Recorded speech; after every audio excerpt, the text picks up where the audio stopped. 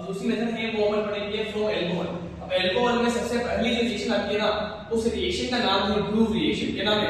Groove reaction.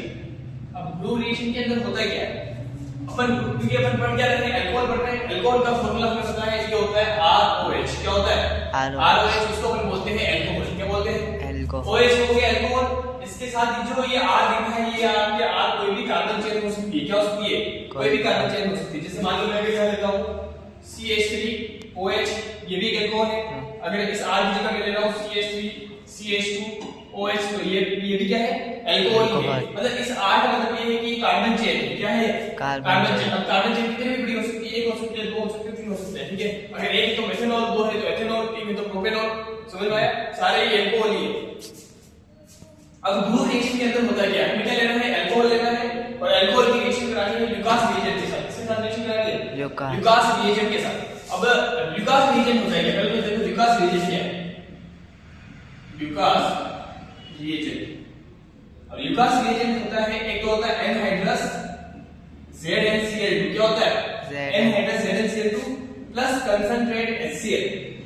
इन दोनों का जो मिक्सचर होता है उसको हम बोलते हैं ल्यूकास रिएजेंट। और ये इंपॉर्टेंट चीज है, एग्जाम में कितनी बार पूछा जाता है कि ल्यूकास रिएजेंट क्या है, उसका फार्मूला बताओ। तो ल्यूकास रिएजेंट का फार्मूला क्या है? Anhydrous ZnCl2 plus concentrate HCl। इसको हम बोलते हैं ल्यूकास रिएजेंट, जो कि अपन किसमें यूज करेंगे? ग्रूव रिएक्शन के अंदर यूज करेंगे। अब इसके अंदर क्या मैंने मान लिया, मैंने यहां लिया अल्कोहल। क्या लिया? अल्कोहल। अल्कोहल की रिएक्शन कराएंगे कंसंट्रेट HCl के साथ। किसके साथ कराएंगे? Concentrate HCl। और ये जो रिएक्शन होती है एनहाइड्रस ZnCl2 की वजह से होती है। Anhydrous ZnCl2। तो देखो ये दोनों चीज आ गई, anhydrous ZnCl2 plus concentrate HCl। इसलिए इसको अपन क्या बोलते हैं? ल्यूकास रिएक्शन की प्रेजेंस में हो रहा है। अब होगा क्या कि यहां से तो निकलेगा OH, क्या बाहर निकलेगा? OH। और यहां से बाहर निकलेगा H, तो बाहर निकल गया H2O, बाहर निकल गया H2O और O। H2 बाहर निकल गया, आगे एक C और एक Cl बचा हुआ है, ये बन जाएगा RCl। क्या बन जाएगा? RCl। बाहर क्या बन जाएगा? H2O। अब मैं इस R की जगह मान लो मैं ले रहा हूं यहां पे CH3CH2OH, जो कि क्या है? एथेनॉल है। क्या है? एथेनॉल। नेट एथ और ये हो गया OH, हो गया एथेनॉल।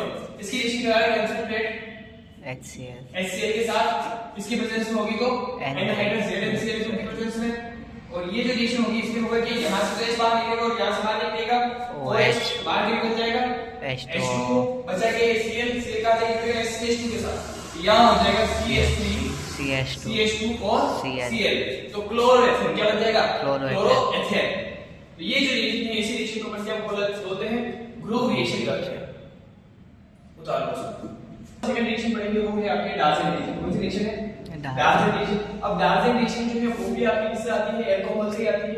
यानी इसमें अपन एक तो लेंगे अल्कोहल, एक अपन अल्कोहल की जो रिएक्शन कराते हैं वो कराएंगे थायोनील क्लोराइड के साथ। किसके साथ कराते हैं? थायोनील क्लोराइड के साथ रिएक्शन होती है। ये जो रिएक्शन होती है ना, पिरिडीन की प्रेजेंस में होती है। किसकी प्रेजेंस में होती है? पिरिडीन की प्रेजेंस में होती है।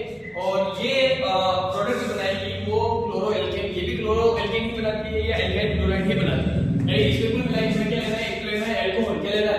अल्कोहल में ले रहा हूं यहां पे CH3CH2OH, लेकिन मैंने क्या लिया? एथेनॉल लिया। क्या लिया यहां पे? एथेनॉल की रिएक्शन करते हैं थायोनील क्लोराइड के साथ, यानी कि SOCl2 के साथ रिएक्शन होती है। और ये जो रिएक्शन होती है ना, पिरिडीन की प्रेजेंस में होती है। किसकी प्रेजेंस में होती है? पिरिडीन की प्रेजेंस में रिएक्शन होती है।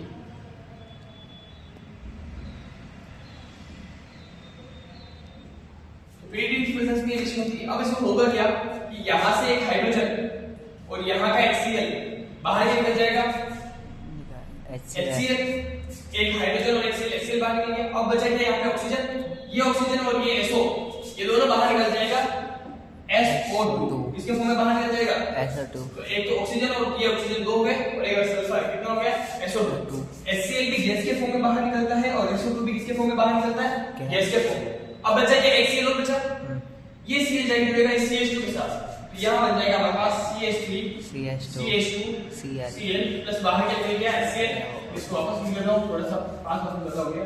एक तो बना हमारे पास CH3CH2Cl प्लस एक बना HCl प्लस एक हमारे पास क्या बना? SO2। और ये भी गैस के फॉर्म में। देखो इससे पहले हमने एक रिएक्शन पढ़ी थी ग्रूव रिएक्शन। ग्रूव रिएक्शन के अंदर हमारे पास क्या बचा था? क्लोरोएल्केन बना था, क्लोरोएल्केन या एल्काइल क्लोराइड। उसके अंदर भी हमारे पास क्या बनता है? एल्काइल क्लोराइड बनता है। लेकिन दोनों में से ज्यादा प्रेफर किसको किया जाता है? तो ज्यादा प्रेफर करने वाली जो रिएक्शन है वो डार्जेन रिएक्शन।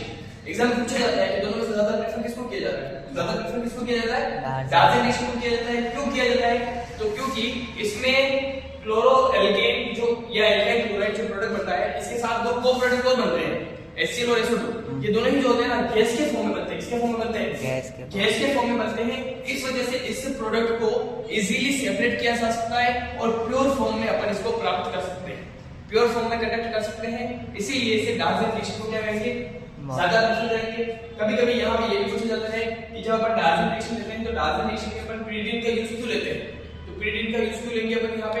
क्यों? क्योंकि साथ में इस रिएक्शन में HCl बनता है जो कि एसिड होता है। क्या होता है? एसिड होता है।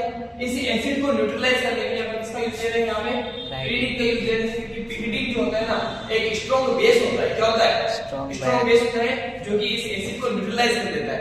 इस वजह से इस pyridine का यूज किया जाता है। समझ में आया? और थायरोइड क्लोराइड इसके इस्तेमाल करा रहे हैं अपन, थायरोइड क्लोराइड इस्तेमाल करा रहे हैं। यानी कि एक तो अपन ले रहे हैं अल्कोहल, एक ले रहे हैं थायरोइड क्लोराइड।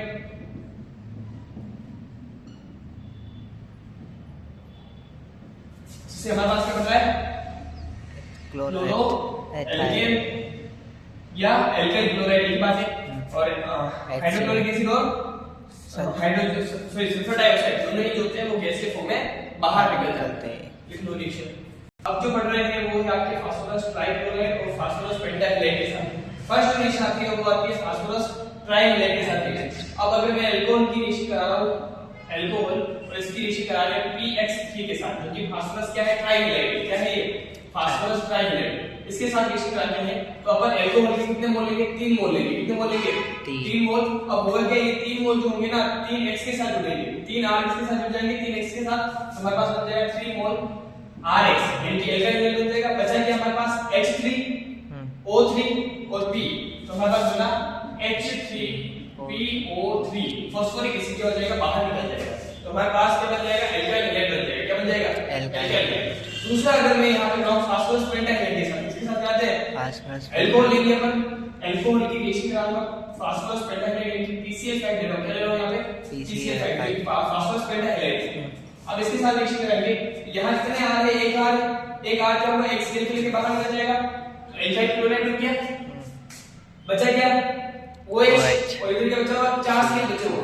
तो एक क्या होगा? हाइड्रोजन Cl को लेके बाहर निकल जाएगा, तो बाहर निकला HCl। अब बचा कितने Cl बचे हुए? 3 बचे हुए। भाई एक तो इसके साथ बाहर निकल गया, एक इसके साथ बाहर निकल गया, अब 3 बचे हुए।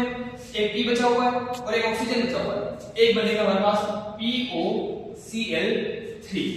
एल्काइल क्लोराइड अगर फास्फोरस ट्राइक्लोराइड के साथ कराते हैं तो 3 मोल RX के बनते हैं, फास्फोरस पेंटाक्लोराइड के साथ कराते हैं तो 1 मोल हमारे पास क्या बनता है? एल्काइल क्लोराइड बनता है। ये रिएक्शन क्या होता है?